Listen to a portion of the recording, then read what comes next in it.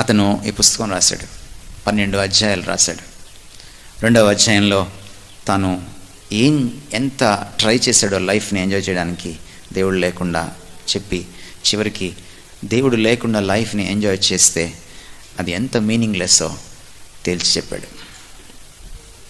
మరి ఏం చేయాలి? లైఫ్లో ఎందుకు మీనింగ్ రాదు దేవుడు లేకుండా? దేవుడితో మీనింగ్ ఎలా వస్తుంది అన్న ప్రశ్నలకి మనం సమాధానం వెతుక్కోవాలి.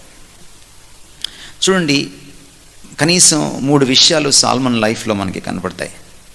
ఒకటి ప్లెజర్. అతను అనేక మంది భార్యల్ని పెళ్లి చేసుకున్న, గర్ల్ ఫ్రెండ్స్ని తీసుకున్న ప్లెజర్ కోసమే, సుఖం కోసం, ఎంజాయ్ చేయడం కోసం.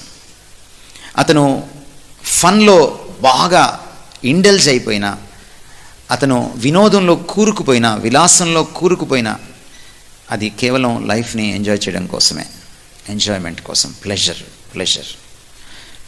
అతను ధనరాశులు కూర్చుకున్న, లేకపోతే కీర్తి ప్రతిష్టలు తెచ్చుకున్న, అది చివరికి తన హృదయాన్ని సంతోషపెట్టుకోవడం కోసమే, ప్లెజర్. సో సాల్మన్ లైఫ్ అంతటిని మనం చూస్తే మనకి చాలా స్పష్టంగా ఒక దానికోసం అతను వెంపర్లాడినట్టుగా మనకు అనిపిస్తుంది. He sought pleasure all the time.